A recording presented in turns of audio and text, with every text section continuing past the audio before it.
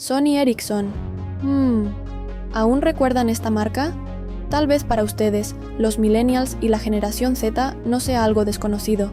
En el año 2007, Sony Ericsson era uno de los gigantes de la telefonía móvil, con su icónica serie Walkman, logrando conquistar hasta un 9% del mercado global. En realidad, el negocio de teléfonos móviles de Sony comenzó mucho antes, en 1990. Más tarde, Sony se fusionó con Ericsson, dando origen a los teléfonos Sony Ericsson. Pero, ¿qué ocurrió?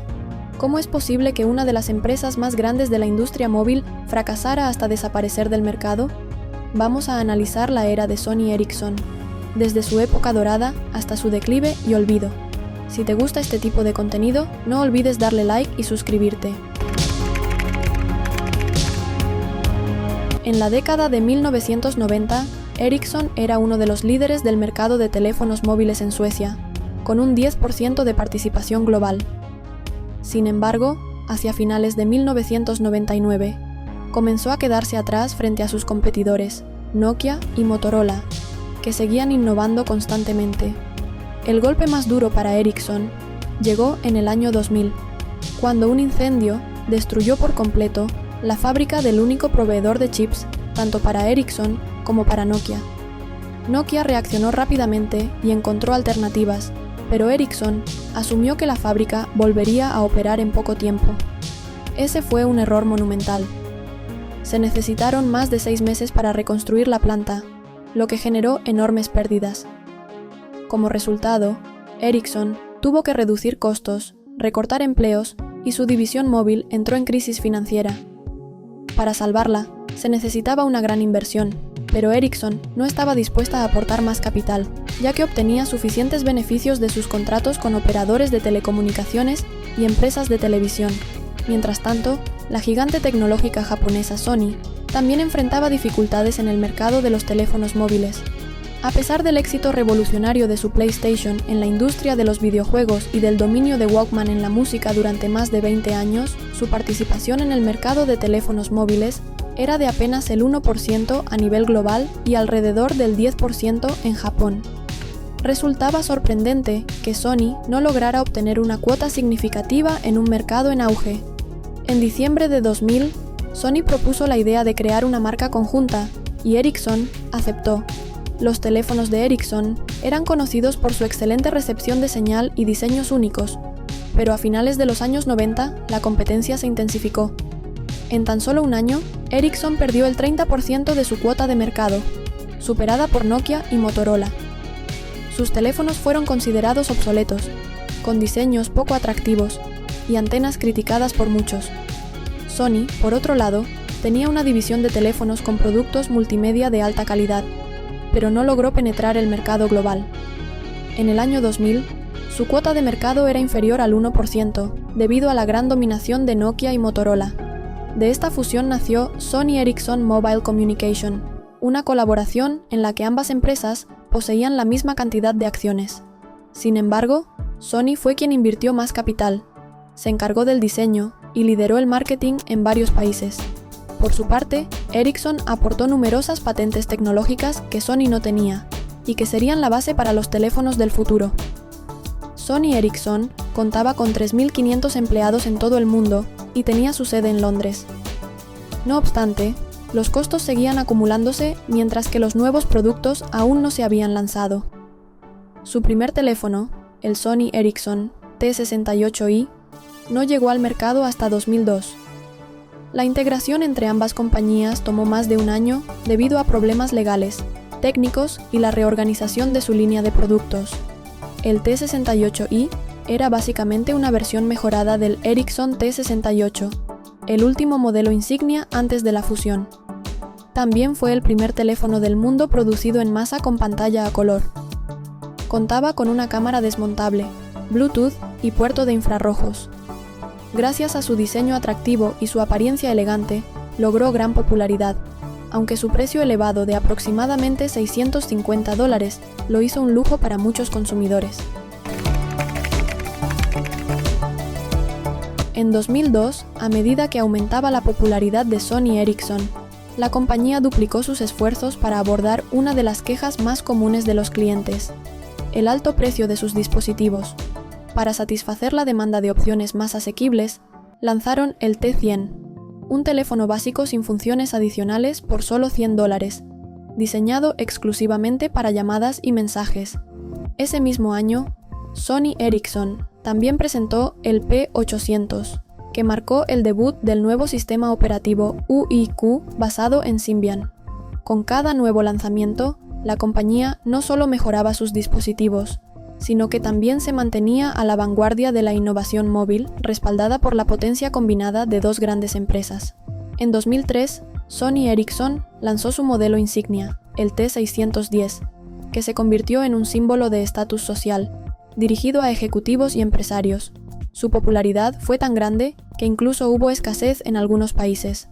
Basándose en este éxito, Sony Ericsson presentó los modelos T630 y Z600, su primer teléfono plegable. También en ese año lanzaron el P900, un smartphone con teclado QWERTY y stylus, que utilizaba el sistema operativo Symbian 7 con UIQ, desarrollado en conjunto con Motorola. A pesar de estos avances, Sony Ericsson aún enfrentaba pérdidas.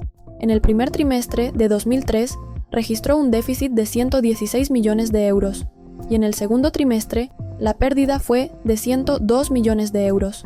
Ericsson presionaba para que la empresa comenzara a generar ganancias, mientras que Sony intentaba calmar la situación. Finalmente, en el tercer trimestre de 2003, Sony Ericsson obtuvo su primera ganancia de 39 millones de euros. En 2004, Sony Ericsson lanzó el K701, un teléfono muy exitoso con un precio de $400, más económico que sus competidores. Contaba con 40 MB de memoria interna, reproductor MP3, cámara VGA de 1.3 megapíxeles, radio FM y soporte para juegos Java 3D. Gracias a este modelo, la compañía obtuvo más de $350 millones en beneficios y su cuota de mercado aumentó al 7%. La empresa continuó experimentando con diseños y tecnologías, incluyendo el lanzamiento del S700, con un diseño swivel, giratorio. Este teléfono tenía una pantalla de 320 x 240 píxeles y una ranura para tarjeta Memory Stick Duo. Aunque el S700 no fue un éxito masivo, marcó el inicio de la competencia por la mejor cámara en los teléfonos móviles, ya que su calidad de imagen superaba a la de otros modelos de la época. Sony Ericsson se dio cuenta de que la cámara sería una característica clave para diferenciarse y liderar la industria de los teléfonos móviles.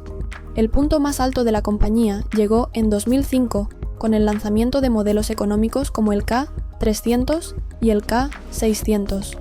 Sin embargo, al ser versiones similares del K500 y el K700, con precios parecidos, muchos clientes se preguntaban por qué deberían comprarlos en lugar de los modelos anteriores. Luego, Sony Ericsson lanzó otros teléfonos de bajo costo, como el T290i, J210 y J300, pero sus ventas fueron bajas. Todo cambió con el lanzamiento de su nuevo buque insignia, el Sony Ericsson K750, que estableció un nuevo estándar en diseño y funcionalidad. La demanda por este modelo fue enorme y se vendió rápidamente en el mercado. El K751 se convirtió en un ícono y aún es recordado con nostalgia por sus fanáticos. Fue el primer dispositivo de producción masiva en contar con una cámara de 2 megapíxeles, lo que consolidó a Sony Ericsson como líder en tecnología de cámaras para teléfonos. Ni Samsung ni Nokia pudieron igualar la calidad de sus fotos en ese momento. Durante este periodo, la empresa disfrutó de un éxito continuo. Uno de sus modelos logró vender 15 millones de unidades en un solo trimestre, y solo 6 meses después, el K750 igualó esa cifra. Esta tendencia continuó en 2006 con el lanzamiento de la serie W800. Los teléfonos Sony Ericsson eran de los mejores en el mercado, especialmente las líneas K y W. En una época en la que el iPod revolucionaba el mundo de la música y los reproductores MP3, Sony Ericsson emergió como líder en la industria de los teléfonos móviles con funciones avanzadas, ofreciendo una calidad de sonido excepcional gracias a la integración de Walkman y cámaras de primer nivel para su tiempo. En 2007, Steve Jobs presentó el iPhone, cambiando por completo la definición de un teléfono móvil. Hasta ese momento, pocos podían imaginar un dispositivo sin teclado físico, e incluso muchos consideraban la idea como algo absurdo. Sin embargo, Apple demostró que estaban equivocados, ya que la pantalla táctil rápidamente se convirtió en la principal forma de interactuar con los dispositivos móviles. El impacto fue inmediato. Todas las empresas, incluida Sony Ericsson, se apresuraron a desarrollar la siguiente generación de teléfonos. En medio de este caos, comenzaron a perder cuota de mercado y beneficios significativos debido a la competencia con Apple. Aunque en 2007 Sony Ericsson registró sus mayores ganancias, solo un año después, sus ingresos empezaron a caer, y para 2009, su beneficio y cuota de mercado se redujeron casi a la mitad. ¿Qué ocurrió en esos 2 años cruciales? En medio de la incertidumbre, las tensiones internas en Sony Ericsson aumentaron. Miles Flint, CEO en ese momento, decidió renunciar y fue reemplazado por Hideki Kiyama, quien representaba los intereses de Sony. Kiyama tomó decisiones drásticas, incluyendo despidos masivos para intentar salvar la empresa. Hasta ese momento, la plantilla global de Sony Ericsson había crecido hasta 12.000 empleados, pero en 2008, la empresa anunció planes para despedir 2.000 empleados en un año. En realidad, más de 5.000 personas perdieron su empleo, incluyendo la disolución del departamento de I+D, investigación y desarrollo, una parte fundamental para cualquier empresa tecnológica. Sony Ericsson cerró su departamento de I+D porque los científicos e ingenieros especializados tenían los salarios más altos. Al eliminarlo, la compañía esperaba reducir costos. Sin embargo, esta decisión fue un golpe fatal. Sin un equipo de investigación y desarrollo, Sony Ericsson perdió la capacidad de crear productos innovadores. Esta acción se convirtió en una de las principales causas de la caída de la empresa. Además, cerraron oficinas en varios países y tuvieron que retirarse de numerosos mercados. Incluso el departamento de marketing se redujo drásticamente. A medida que la crisis se agravaba, Ericsson comenzó a considerar vender su participación en Sony Ericsson a Sony. Mientras tanto, los conflictos internos se intensificaron. Desde el principio, el puesto de CEO estuvo ocupado por personas cercanas a Sony, como Miles Flint y Hideki Kiyama, lo que generó descontento en el lado sueco. Ericsson también quería más influencia en la marca. Como Kiyama no logró buenos resultados y sus decisiones solo empeoraron la situación, en octubre de 2009, Bert Norberg, de Ericsson, fue nombrado nuevo CEO. Sorprendentemente, 2010 resultó ser un año rentable para Sony Ericsson, con $90 millones en ganancias. Sin embargo, este beneficio no se debió al aumento de las ventas, sino a una optimización de costos. La compañía compró grandes cantidades de teléfonos baratos en China e India a través de contratos ODM, fabricación por encargo, y los vendió con un margen de beneficio alto bajo su propia marca.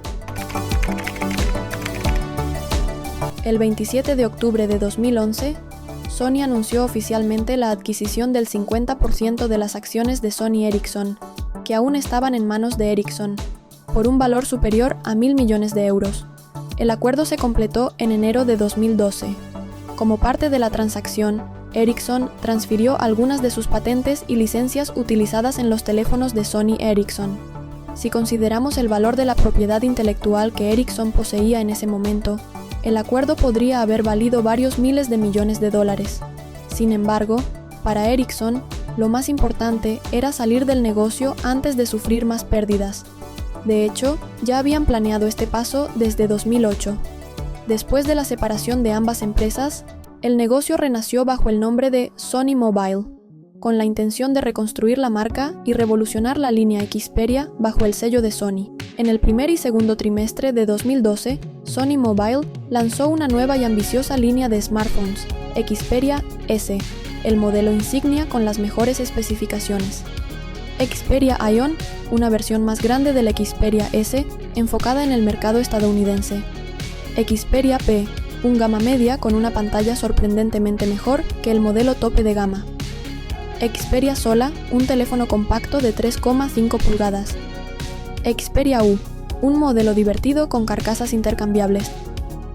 Lanzar 5 modelos en un solo debut fue una apuesta arriesgada, pero estos teléfonos eran significativamente más modernos que los lanzamientos anteriores. El declive de Sony Mobile. 2012 fue un año difícil para Sony Mobile, y 2013 no fue mucho mejor. Sus nuevos productos, tenían nombres confusos y carecían de una dirección clara. A pesar de esto, la marca experimentó un crecimiento inicial, posiblemente gracias a su nueva identidad y la reputación de Sony. Sin embargo, en 2014, el entusiasmo desapareció, ya que los teléfonos de Sony Mobile comenzaron a parecer aburridos. A medida que los competidores mejoraban rápidamente, la cuota de mercado de Sony comenzó a colapsar. Sony aún era nueva en la fabricación de teléfonos por cuenta propia, ya que apenas unos años antes había tomado el control total del negocio. Poco a poco, sus dispositivos comenzaron a ponerse al día e incluso superar a la competencia en algunos aspectos. Después de todo, Sony tenía acceso a las mejores cámaras, pantallas, micrófonos y altavoces del mercado. Sin embargo, para 2019, la cuota de mercado de Sony Mobile cayó al 0%. No pudieron resolver problemas fundamentales, y sus teléfonos seguían siendo demasiado avanzados, overkill, para el público general, pero sin el atractivo necesario para el mercado masivo. Sony Mobile hoy. Hasta la fecha en que se realiza este video, Sony Mobile sigue fabricando smartphones, como el Xperia 1V y el Xperia Pro.